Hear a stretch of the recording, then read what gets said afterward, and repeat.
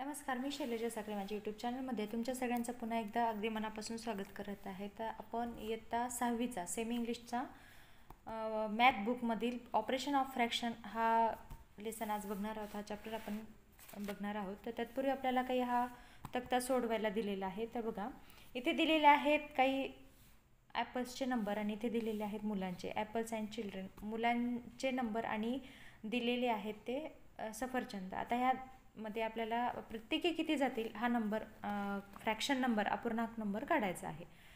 तर बघा, दिलेले ॲपल्स आहेत 6 आहेत, चिल्ड्रन आहेत 2, म्हणजे 6 सफरचंद आहेत आणि मुले 2च आहेत. तर प्रत्येकी किती जातील हा नंबर आपल्याला काढायचा आहे.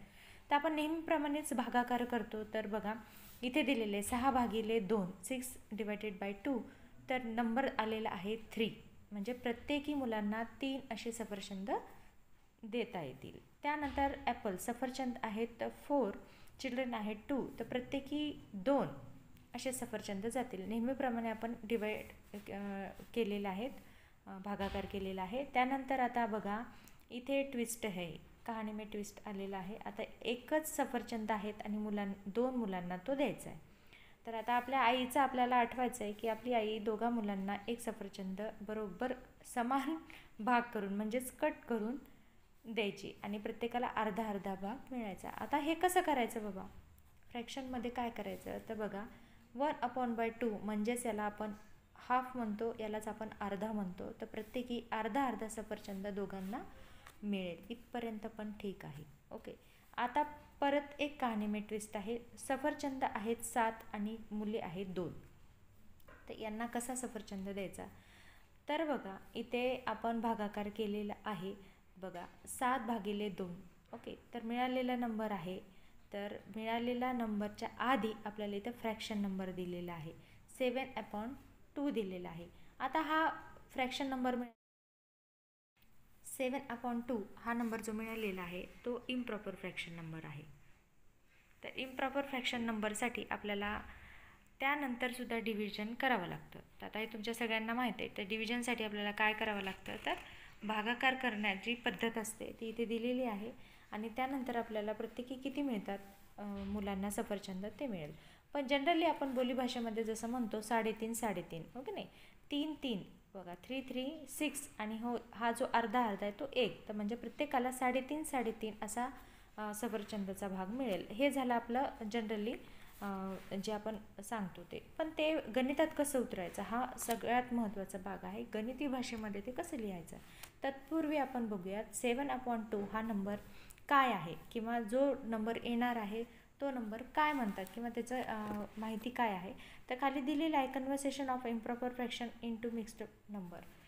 तर हाच नंबर काय आहे याचंच सॉर्ट आउट झालेलं आहे, इम्प्रॉपर फ्रॅक्शन. आता इम्प्रॉपर फ्रॅक्शन म्हणजे काय हे आपण बघूयात. बघा, ज्याचा अंश मोठा असतो छेदापेक्षा, म्हणजेच न्यूमरेटर मोठा असतो तो डिनॉमिनेटरपेक्षा, त्यावेळेला इम्प्रॉपर फ्रॅक्शन असतं.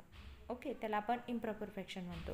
आणि इम्प्रॉपर फ्रॅक्शनचं कन्व्हर्सेशन किंवा कन्वर्ट करावं लागतं ते म्हणजे मिक्स्ड नंबरमध्ये.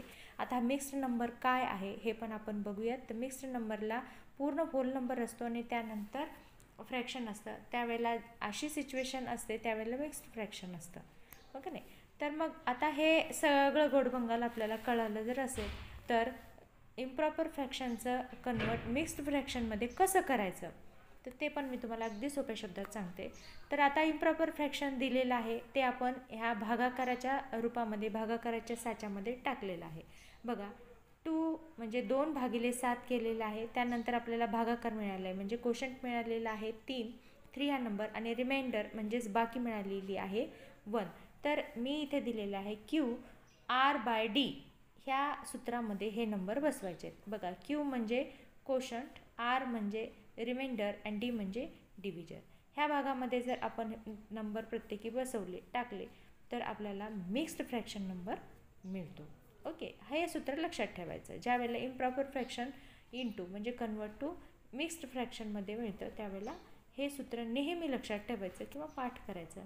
त्या पद्धतीने आपण इथे हा नंबर मिळाला. बघा, कोशंट म्हणजे 3 लिहिलेला आहे, 1 रिमाइंडर आहे, 2 डिव्हिजन आहे.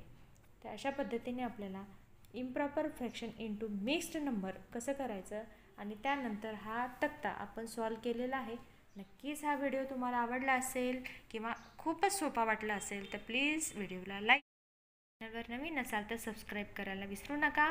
आपण पुढच्या नवीन व्हिडिओमध्ये ऑपरेशन ऑन फ्रॅक्शनचे विविध प्रॉब्लेम सॉल्व करणार आहोत. तत्पूर्वी बाय बाय.